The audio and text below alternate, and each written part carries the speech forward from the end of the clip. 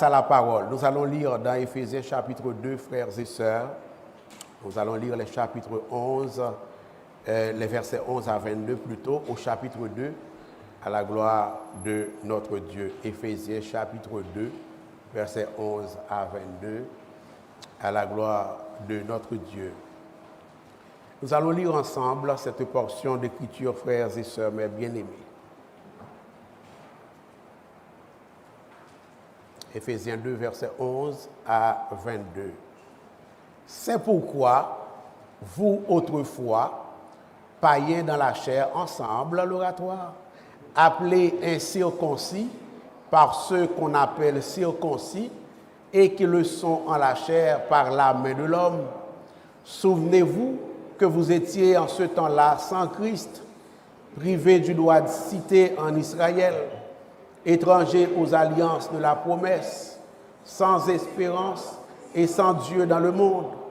Mais maintenant, en Jésus-Christ, vous qui étiez jadis éloignés, vous avez été rapprochés par le sang de Christ, car il est notre paix, lui qui des deux n'en a fait qu'un et qui a renversé le mur de séparation, l'inimitié, ayant anéanti par sa chair la loi des ordonnances dans ses prescriptions, afin de créer en lui-même, avec les deux, un seul homme nouveau, en établissant la paix, et de les réconcilier l'un et l'autre en un seul corps, avec Dieu, par la croix, en détruisant par elle l'inimitié.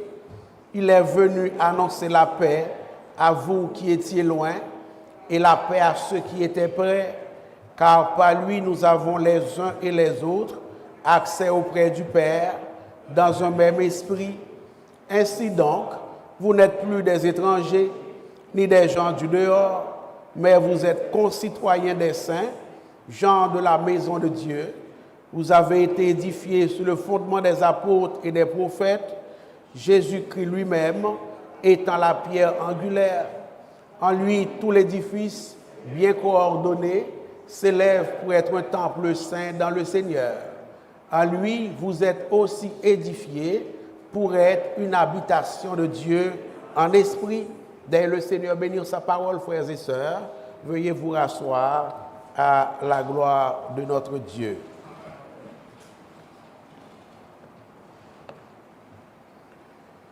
Au chapitre 2 du livre d'Éphésiens, de l'épître de Saint Paul aux Éphésiens, frères et sœurs, dans la première moitié, Paul a exposé le salut des païens et des juifs.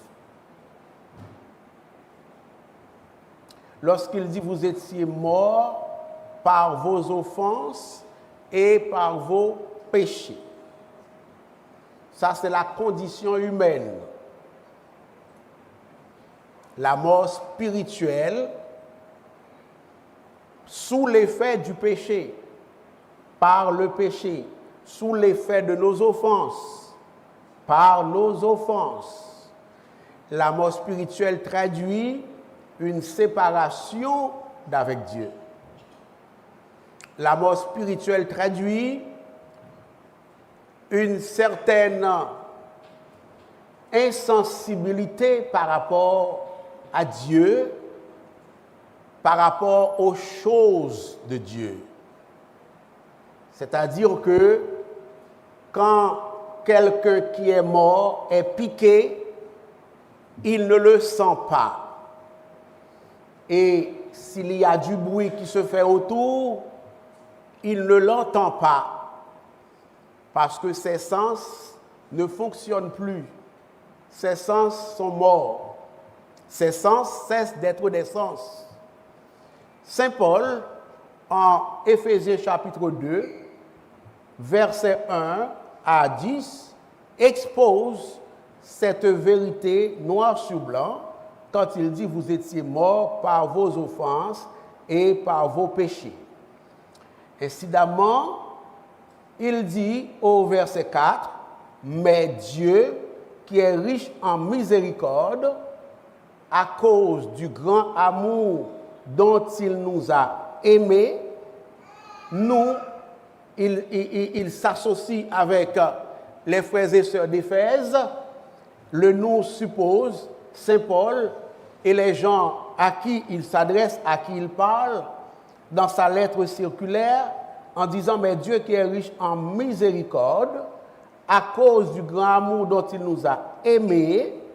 Et au verset 5, l'apôtre reprend l'idée qu'il a exprimée au verset 1er en disant, nous qui étions morts par nos offenses, conformément à la déclaration qu'il a faite au verset 1er, nous a rendus à la vie avec Christ.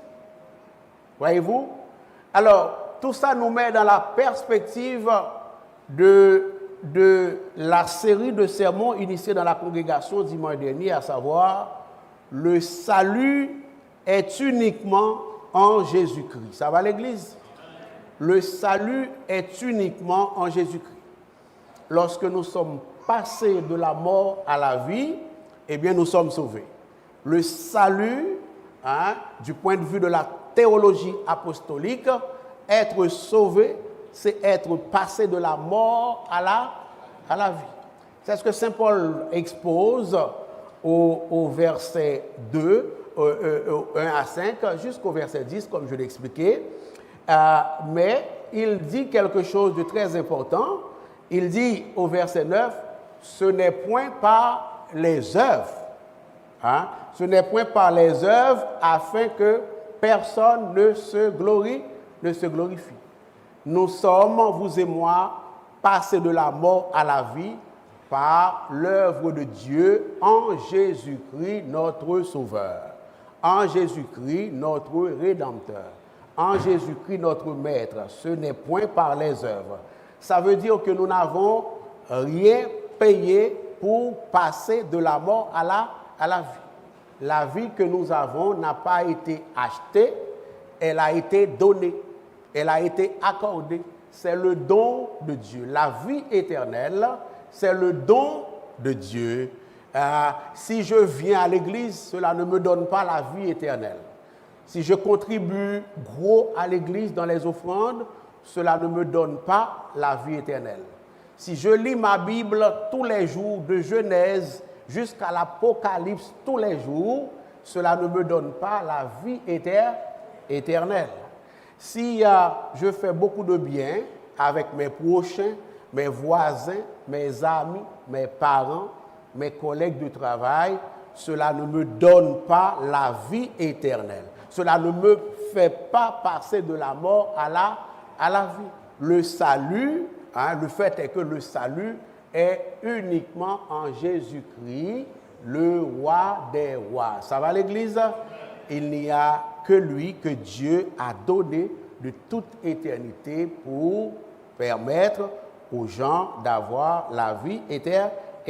Donc, nous ne sommes pas sauvés par les œuvres, nous sommes sauvés pour les œuvres. Nous ne sommes pas sauvés par les œuvres, nous sommes sauvés pour de bonnes œuvres. C'est ce qui s'en vient. C'est un peu de cela, dans cette direction-là, que la suite de la série va se diriger. Mais d'abord, nous verrons dans le futur, sauver pourquoi. Sauver pourquoi, nous venons de voir sauver de quoi. Nous sommes en train de continuer à voir sauver de quoi et de qui. Mais nous verrons sauver pourquoi. Ça viendra si Dieu veut. Donc, n'oubliez jamais cela. Ce n'est point par les œuvres afin que personne ne se glorifie, car nous sommes son ouvrage ayant été créés en Jésus-Christ pour de bonnes œuvres. Nous sommes son ouvrage ayant été créés en Jésus-Christ. Lorsque l'Écriture parle de créer en Jésus-Christ ici, l'Écriture ne fait pas référence à la création physique, elle fait référence au salut, au fait de passer de la mort à la vie. Donc l'Écriture parle ici de la recréation, l'œuvre de recréation à laquelle Saint Paul fait allusion quand il dit « Nous sommes une nouvelle création, les choses anciennes sont passées et voici toutes choses sont devenues nouvelles ». N'oubliez pas cela, frères et sœurs. Donc voilà ce que j'appelle qu'au verset 2, dans la première moitié, 1 à 10, Paul vient d'exposer le salut des Juifs et des païens. Après avoir exposé le salut des Juifs et des païens, Paul prend le temps d'expliquer ce saint mystère. Hein, parce que au chapitre 3, il parlera de mystère que Dieu lui a révélé. Et il prend le temps d'expliquer ce saint mystère, frères et sœurs. Il explique le plan que Dieu a poursuivi dans la mort de Jésus pour sauver l'Église en particulier et l'humanité en général, en parlant de tous ceux qui croient au nom de Jésus, frères et sœurs.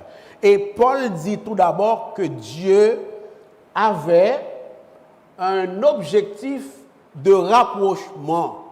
Hein? Dieu avait un objectif de rapprochement pour l'Église, pour l'humanité. En d'autres termes, Jésus a versé son sang, Jésus a donné sa vie, Jésus est mort pour rapprocher les êtres humains de Dieu, pour rapprocher les êtres humains avec Dieu, d'une part, et Jésus a versé son sang pour rapprocher les humains entre eux, d'autre part. Ça va l'Église? Donc Dieu, à travers le don de Jésus, comme sauveur du monde, comme rédempteur, Dieu poursuit un double but de rapprochement. Rapprochement de l'humanité avec Dieu, en tout cas ceux qui se laissent convaincre de péché, de justice et de jugement par le Saint-Esprit de Dieu, ceux qui répondent au saint message évangélique, au message du royaume, bien entendu, et également rapprocher les hommes entre eux. Nous trouvons cela au verset 13, quand saint Paul dit « Mais maintenant, en Jésus-Christ, vous qui étiez jadis éloignés, vous avez été rapprochés. » Un des aspects du salut, à part la victoire sur le péché dont j'ai parlé dimanche dernier, à part la vie à la place de la mort dont je viens de parler, un des aspects du salut, c'est le fait d'être rapproché de Dieu. Ça va l'Église? C'est le fait d'être rapproché de Dieu. Et on vient de le voir, ce rapprochement a été rendu possible par le sang de Jésus. Encore le sang de Jésus. Au verset 12, saint Paul rappelle à ses lecteurs qu'avant leur conversion, la réalité de leur éloignement était caractérisée par quelques éléments, dont le premier, à savoir les païens étaient privés des bénédictions dont jouissaient les Juifs. Les païens étaient privés des bénédictions dont jouissaient les Juifs. Autrement dit, les païens étaient spirituellement exclus. Les païens étaient spirituellement éloignés. Quand Dieu a appelé Abraham pour le bénir, nous savons que Dieu voulait, dans le plan éternel de Dieu, c'était de bénir toutes les nations de la terre à travers Abraham. La bénédiction n'est pas juste pour Abraham, elle est pour Abraham et les fils d'Abraham, ça va? Mais ici, nous parlons du point de vue biologique, du point de vue sociologique du terme, lorsque nous parlons du fait qu'ils étaient exclus de ces bénédictions-là. Dans la tête de Dieu, les païens étaient inclus dans ces bénédictions-là. Et en temps et lieu, les païens qui le voulaient rentreraient dans les plans de Dieu. Mais dans la tête des Juifs et dans la tête des païens, eh bien, ils étaient exclus de ces bénédictions-là, dans le sens où ils n'étaient pas visés premièrement par ces bénédictions-là. Dans le sens où pas visés par Dieu, mais lorsque Dieu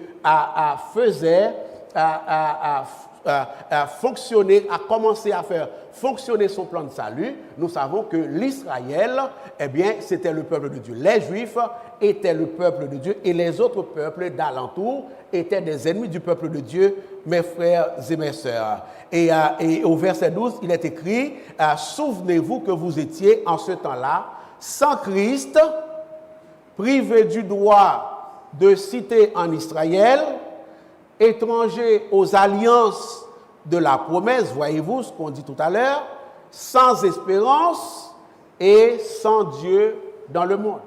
Plus rien ne va, plus rien ne fonctionne pour les païens en dehors du sang de Jésus, frères et sœurs. Vous étiez en ce temps-là sans Christ, privé du droit de cité en Israël, deuxième problème, troisième problème, et c'est un enchaînement de situations, de conditions, étrangers aux alliances de la promesse, et sans surprise, sans espérance et sans Dieu dans le monde. Les païens étaient étrangers aux alliances de la promesse. Dieu avait conclu des alliances avec la nation d'Israël par des hommes tels que Abraham, Isaac, Jacob, Moïse, David et Salomon. Vous connaissez l'histoire du plan du salut, frères et sœurs. Et ces alliances promettaient des bénédictions au peuple de Dieu. Les païens étaient en dehors du cercle israélite, frères et sœurs, et par conséquent, ils n'avaient aucune part, a priori du moins, aux bénédictions de la promesse, ou bien aux promesses tout simplement.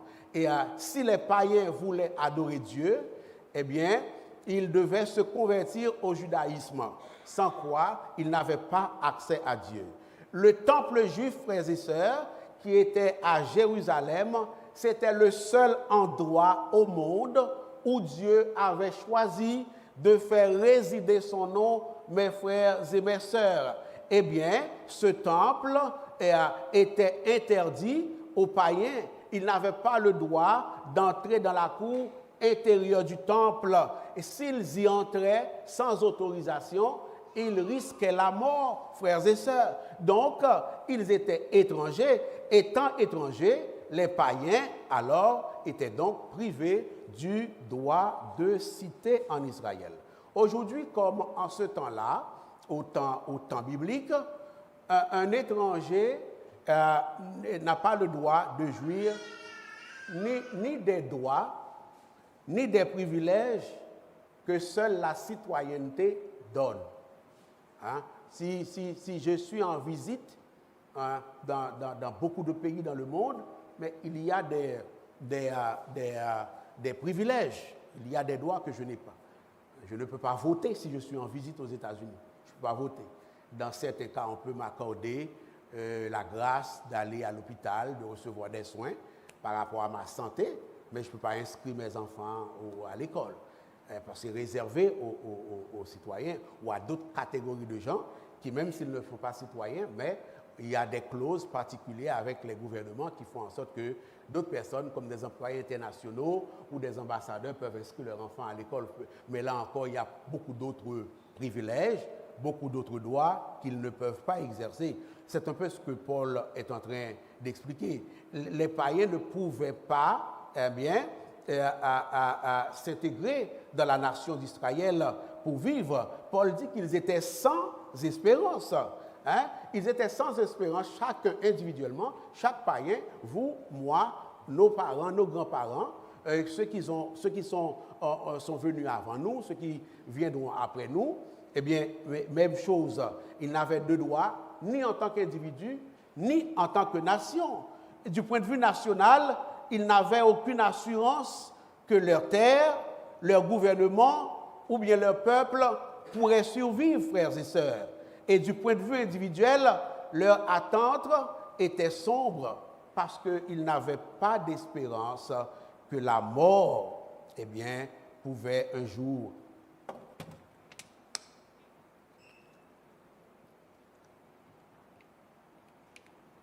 être vaincue en leur faveur. Leur avenir était sans étoile. L'avenir des païens était sans étoile. Avant notre conversion, notre avenir était sans étoile. Nous étions sans espérance. Nous étions sans Dieu dans le monde. Paul n'est pas en train de décrire simplement la situation des païens d'Éphèse. Il est en train de décrire la situation de tous les païens dans le monde entier. Au temps d'Éphèse, maintenant et plus tard. Et avant, c'est la situation de tous les païens. Remarquez, le texte dit que les païens étaient sans Dieu dans le monde. Alors nous comprenons que le texte parle du vrai Dieu.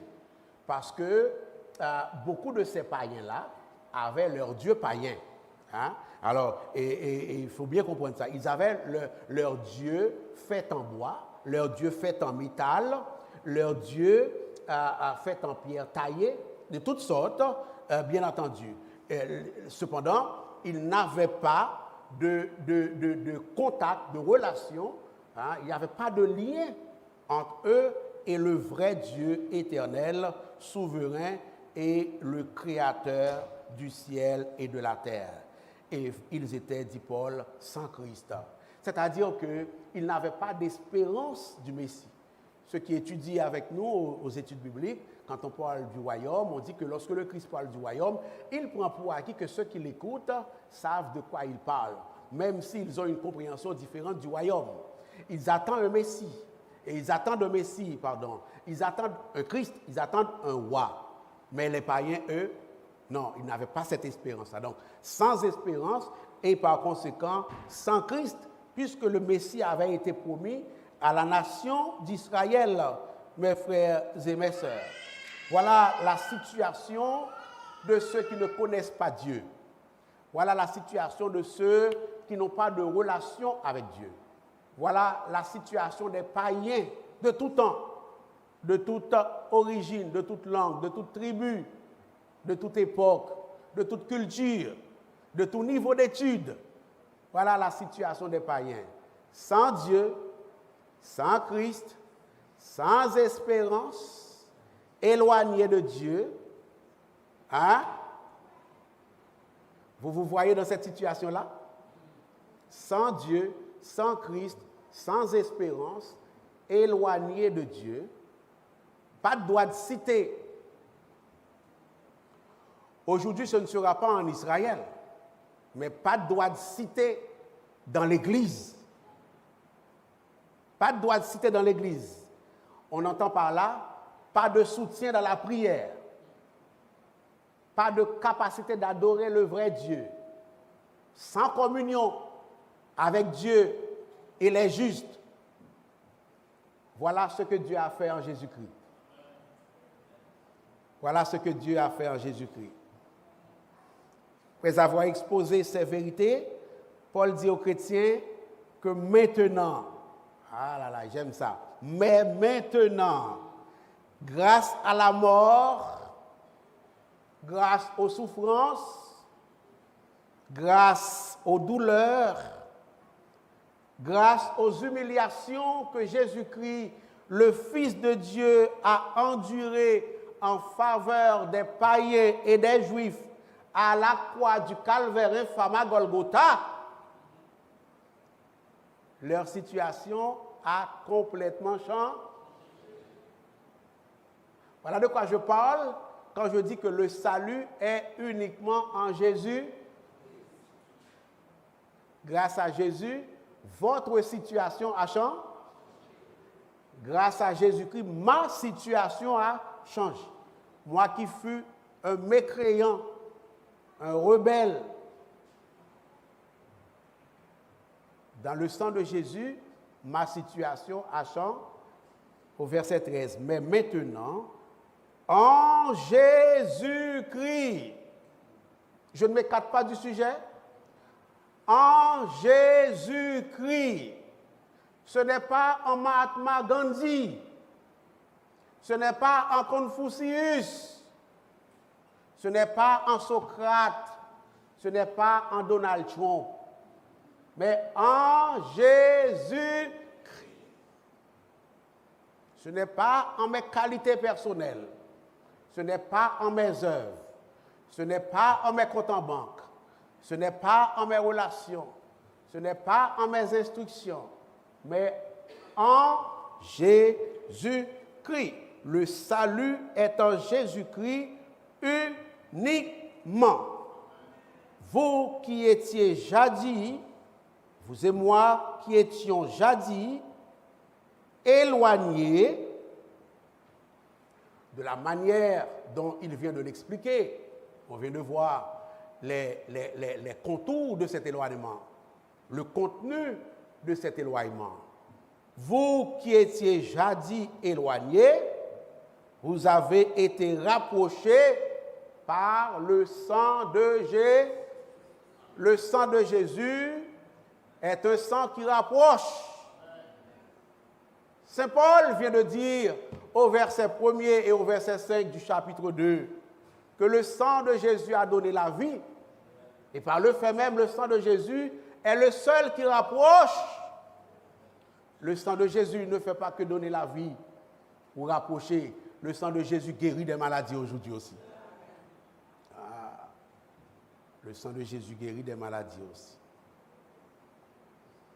Et au verset 19, ainsi donc, comme si ce n'était pas suffisant, comme si ce n'était pas clair, alors que tout est déjà clair, le Saint-Esprit de Dieu de rajouter au verset 19, ainsi donc, ayant été rapprochés, ainsi donc, vous n'êtes plus des étrangers. Un des aspects du salut, c'est faire de nous des gens de la maison de Dieu. Le salut, c'est avoir la vie en ayant la victoire sur la mort. Le salut, c'est d'être dans les bonnes grâces de Dieu, dans l'intimité de Dieu, dans la communion de Dieu, on vient de le voir, en étant rapproché. Mais un autre aspect du salut, du fait d'avoir la vie éternelle, eh bien, c'est le fait de n'être plus étranger dans la maison de Dieu. Ça va l'église? On est désormais des gens de la maison. On est fils et filles dans la maison de Dieu, l'église. Est-ce que l'église est là? Dieu, dont nous étions ennemis, est devenu notre Père dans le sang de Jésus. Ainsi, nous pouvons lui prier que ton nom soit sanctifié, que ton règne, que ta volonté soit faite sur la.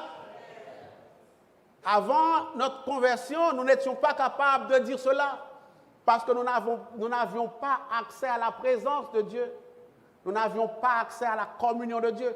Nous ne pouvions rien lui demander que de pardonner nos péchés. Ça va l'église?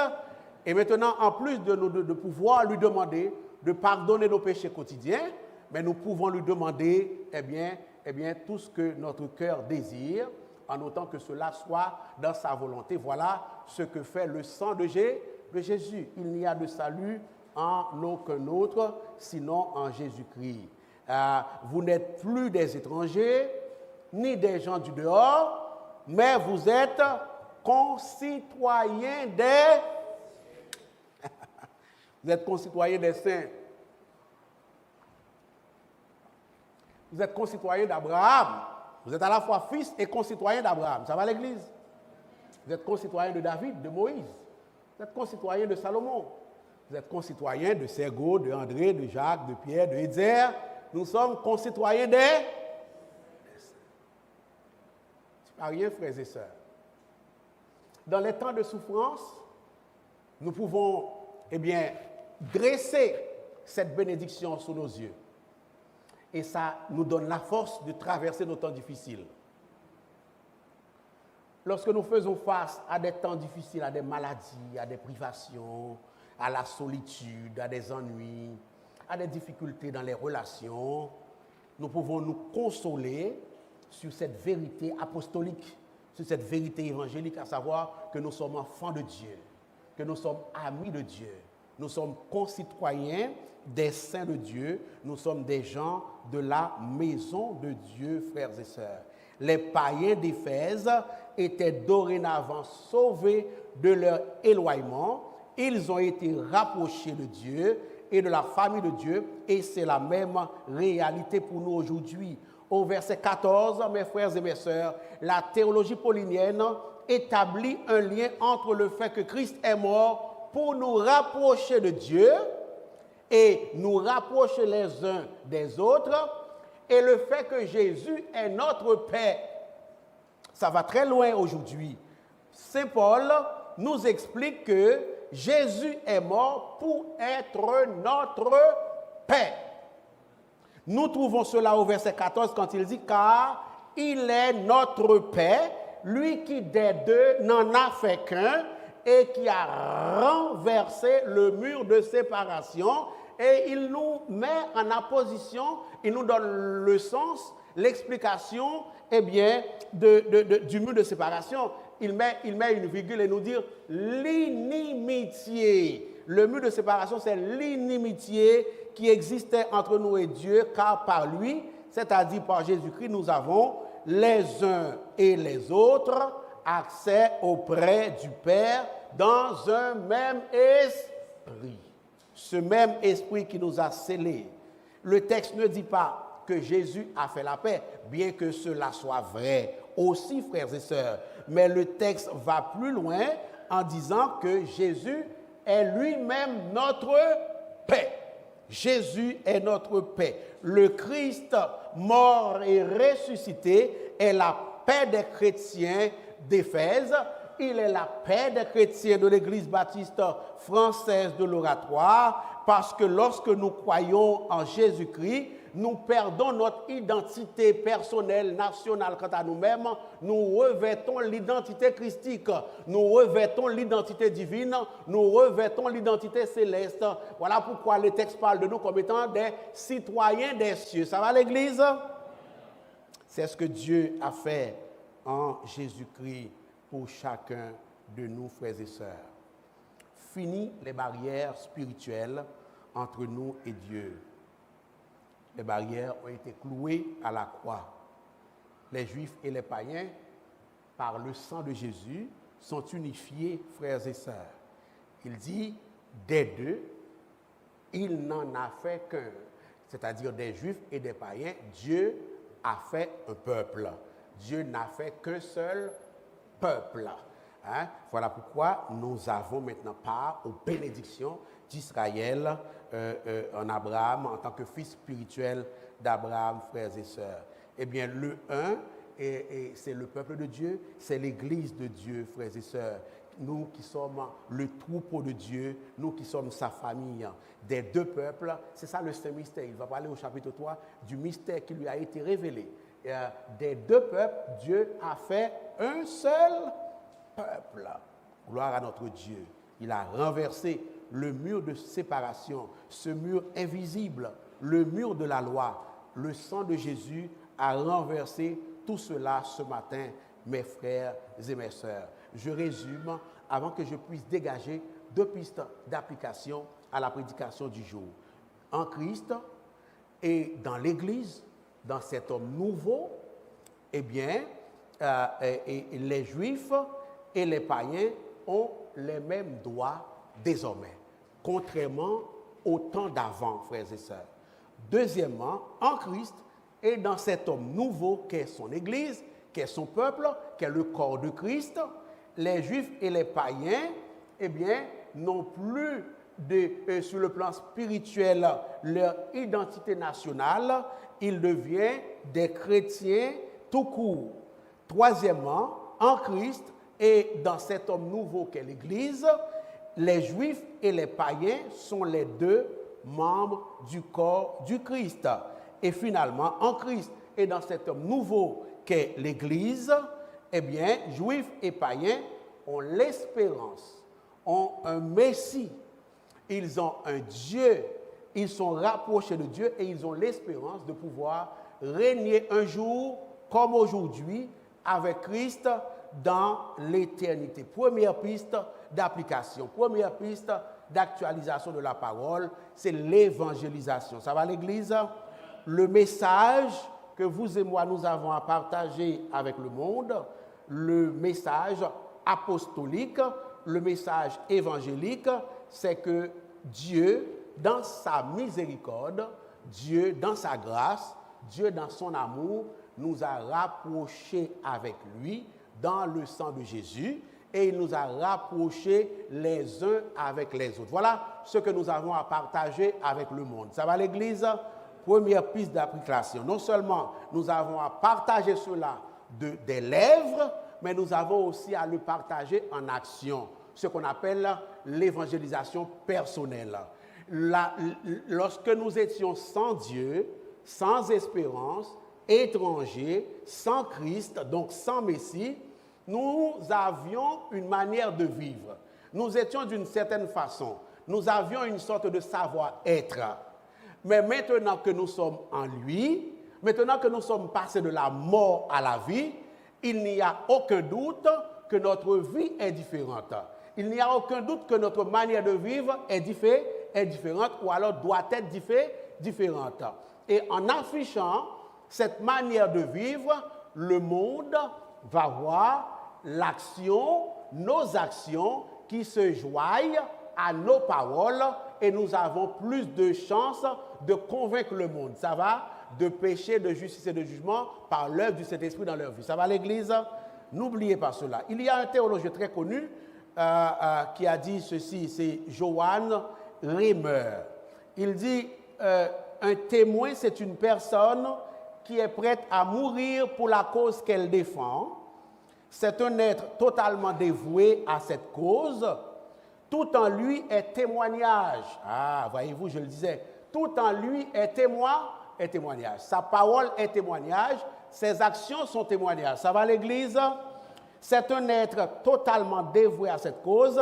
Tout en lui est témoignage. Son être est un témoignage.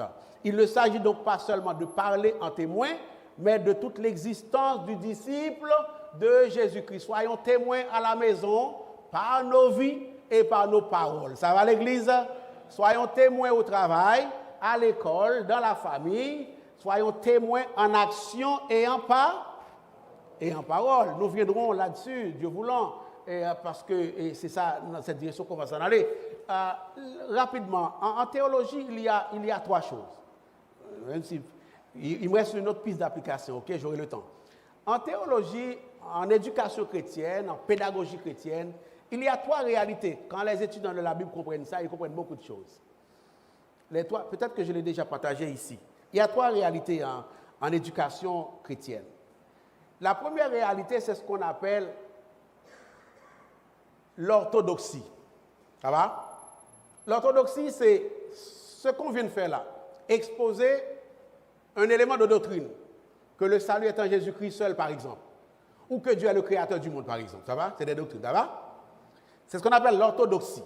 Donc, nous avons ce qu'on appelle ici une croyance juste, une doctrine juste. Avoir une doctrine juste m'amène à ce qu'on appelle des sentiments justes. OK? C'est ce qu'on appelle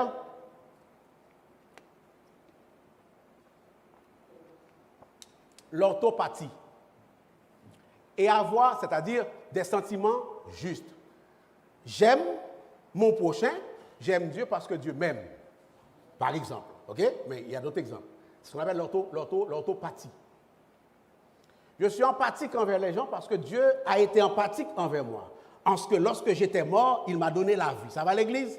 Partant de cette connaissance, partant de cette orthodoxie, je développe de l'orthopathie. Ça va? Et puis, il y a un troisième niveau qu'on appelle l'orthopraxie. L'orthopraxie, c'est les actions justes. Parce que j'étais mort, Dieu m'a fait revenir, m'a donné la vie dans le sang de Jésus-Christ, je sers Dieu. Ça va l'Église? J'évangélise pour Dieu. On est dans la pratique, on est dans l'orthopraxie, ça va? Je chante la gloire de Dieu, je paye les dîmes et les offrandes, j'aime mon prochain, voyez-vous? Donc, orthodoxie, la doctrine juste, l'orthopathie, comment je suis, et l'orthopraxie, ce que je fais, de ce que je connais, de ce que je sais. Ça va l'Église? Et voici la dernière piste d'application. La dernière piste d'application, le deuxième piste d'application pour aujourd'hui, c'est que Dieu tient au fait que nous soyons proches de lui. Ça va? Dieu tient à ce que nous soyons proches de lui. En sorte que, regardez tout ce qu'il a fait pour nous rapprocher de lui et les uns avec les autres. Il a donné son Fils pour nous rapprocher de lui, nous qui étions jadis éloignés de lui. Le texte est clair. L'enseignement apostolique est clair. S'il vous plaît, s'il y a des gens dans la salle en ce moment, qui ne sont pas encore proches de Dieu du tout, hâtez-vous d'être proche de Dieu. Hâtez-vous d'être proche de Dieu.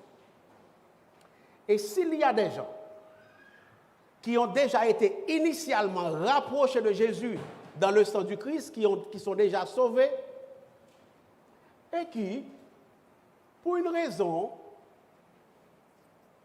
ou une autre, se sont éloignés de Dieu, hâtez-vous de vous rapprocher de Dieu.